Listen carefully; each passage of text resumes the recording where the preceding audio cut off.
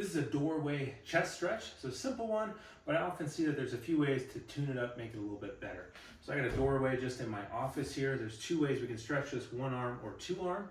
One arm version, I'm gonna get my arm up against the door frame here. I like to have 1 foot forward, 1 foot back, a little brace of the core, and then I'm just gonna lean in and almost rotate. This is my left, rotate to my right a little bit to feel a stretch here. I want this to be gentle, so if 10 out of 10 is as hard as I can go, this is like a 4. Feeling some gentle input here.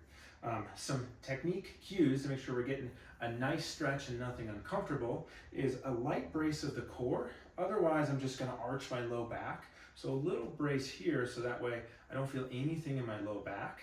And then on the arm position, I wanna make sure I'm not doing this with my arm where this part of my shoulder is coming forward. So I wanna get my shoulder down and away from my ear, maybe a light squeeze back at the start, and then I can relax that shoulder blade, but I have space between my shoulder and my ear, and this is not jumping forward. And I feel that there, so we don't wanna do this. The two arm version is pretty much the same, but now I got both arms going.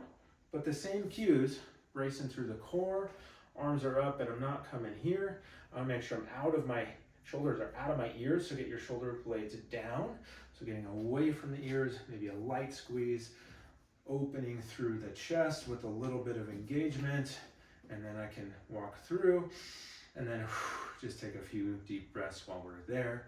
But the positions we don't want is low back arching, don't want this, and don't want the shoulder up and forward like that. And so the more of your arm you can get on the door frame, often the better shoulder position we're in. But if you're a little bit tight and you can't get your whole arm on the door frame, we just want to make sure this part of the shoulder is kind of down and back, and then we can stretch through like that. So that's a couple ways to tune up or improve the doorway chest stretch.